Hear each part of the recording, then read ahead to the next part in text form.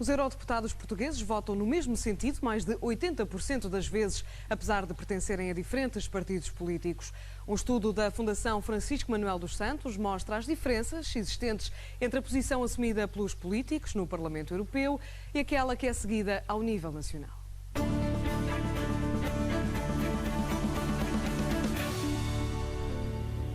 São 21 os eurodeputados portugueses, representam 6 partidos nacionais e integram 4 grupos políticos no Parlamento Europeu. Mas o que terá mais peso afinal? Vestir a camisola do partido que os elegeu ou alinhar com o grupo de deputados portugueses e seguir uma lógica de interesse nacional? Bom, depende dos assuntos, não é? Mas, em primeiro lugar, queria contrariar completamente a visão que tem sido propalada por alguns de que no Parlamento Europeu não se faz nenhum. É falso. Quem não quiser fazer nenhum não faz nada no Parlamento Europeu, não faz nada nos governos, não faz nada no Parlamento Nacional. Essa dicotomia não existe, porque não se pode estar pela União Europeia não se estando por Portugal, mas também não se pode estar por Portugal não se estando pela União Europeia. Nós, enquanto representantes do povo português, nós estamos cá a representar o povo que nos elegeu, o povo português, e, portanto, os interesses portugueses. Portanto, a troca que nós, as cedências que nós fazemos, portanto, e que se traduzem em trocas, são cedências pensadas sempre no interesse do povo português. Nós, quando somos eleitos com um duplo mandato, com um mandato nacional e com um mandato europeu. Portanto, os nossos valores, enquanto Partido Socialista, membro de um grupo que é o Grupo Socialista e Democrata, têm que estar sempre presentes. Mas, no quadro desses valores, nós defendemos os interesses portugueses. Quase metade dos atuais eurodeputados nacionais já passou pela Assembleia da República. A maioria prefere, contudo, sublinhar as diferenças entre os dois hemiciclos. Entre o Parlamento Nacional, onde estive muitos anos, como sabe, e o Parlamento Europeu, há um oceano de diferença.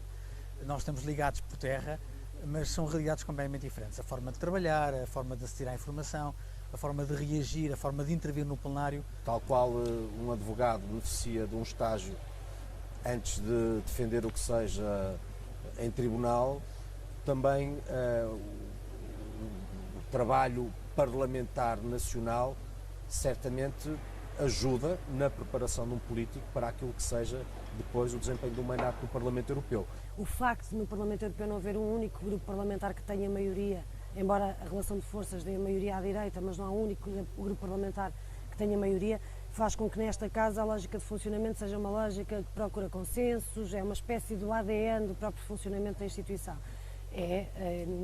Desse ponto de vista, diametralmente oposto daquilo que se passa nos Parlamentos Nacionais, em que a lógica é muito mais confrontacional, de proposta contra proposta. Vêm de diferentes quadrantes políticos, discordam em temas fraturantes do emprego às políticas económicas, mas será muito mais o que os une do que os separa. O estudo da Fundação Francisco Manuel dos Santos, Portugal nas decisões da UE, concluiu que os eurodeputados portugueses votam no mesmo sentido 82% das vezes. Isso é um processo de geometria variável. Eu estou habituada a partir da minoria e este Parlamento funciona muito numa lógica de acordos entre os dois maiores grupos parlamentares, muito acordos ao centro, não é? Entre o PPE, onde está o PSD e o CDS, e os socialistas e democratas, onde está o Partido Socialista. Sempre que se trata, por exemplo, de políticas económicas, políticas monetárias, procura-se fazer os acordos ao centro, de maneira a evitar ter que se fazer outro conjunto e outras propostas de maioria. A aprovação de uma lei é apenas possível com uma maioria absoluta de votos. A lógica de consenso no Parlamento Europeu obriga, por isso, à junção de forças. As maiorias aqui no Parlamento reproduzem as maiorias que nós temos no plano nacional. E, portanto, muitas vezes fala-se qual é o papel do Parlamento, qual é o papel do Parlamento. Eu diria que a esmagadora maioria das vezes acaba por ser o papel químico daquilo que é decidido no Conselho, ou seja, uma caixa de ressonância daquilo que é decidido pelos governos, porque as maiorias aqui reproduzem as maiorias que temos nos governos. O grau de coesão verificado entre os eurodeputados varia ainda assim conforme as políticas. É mais alto em temas como o desenvolvimento regional e mais baixo em áreas como as políticas económicas e monetárias. Em muitas circunstâncias, nós podemos estar a defender as mesmas coisas. Quando há uma interferência em Portugal, como o Sr. Caetano fez, dizer que não devemos aumentar o salário mínimo, estamos todos de acordo. Ou quando a Sra. Merkel vai dizer aos licenciados a mais, estamos todos de acordo. Quando tocam em nós, estamos todos de acordo. Agora, quando vamos falar de modelos de desenvolvimento para a Europa, o meu mandato europeu faz-me estar mais próximo dos meus colegas alemães, não é? Que têm esse mesmo mandato, do que de alguns colegas portugueses que não têm, porque o mandato deles é diferente. O estudo da Fundação Francisco Manuel dos Santos revela também que, apesar do alinhamento entre os representantes nacionais, os deputados são sobretudo leais ao grupo partidário. Votaram no mesmo sentido dos colegas de bancada 95% das vezes. Basta dizer que mesmo entre os deputados nacionais, nem todos, evidentemente do nosso ponto de vista, nem todos votam de acordo com o interesse nacional. Isso ficou claro em decisões recentes, importantes, onde reformas com impacto negativo para Portugal, como uma política agrícola comum, uma política comum das pescas, acabam por ser votadas mesmo por deputados do país que é prejudicado, que é o caso de Portugal. Ainda há uma linha divisória ideológica que que vale mais do que uma solidariedade tout court, digamos assim, dos países do Sul. Mal seria, alguém estaria errado, se eu, a Marisa Matias e o João Ferreira estivéssemos de acordo, por exemplo, em relação ao modelo económico para o futuro da Europa. O estudo evidencia ainda uma deficiente articulação entre eurodeputados, partidos políticos e o Parlamento Nacional.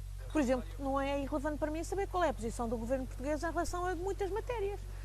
Quer eu concorde, quer eu discorde, quer eu vá apoiar, quer eu vá decidir ou até combater.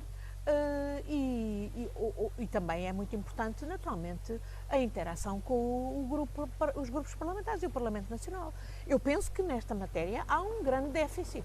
A investigação sustenta também que os eurodeputados não têm contacto com as diferentes comissões nacionais da Assembleia da República.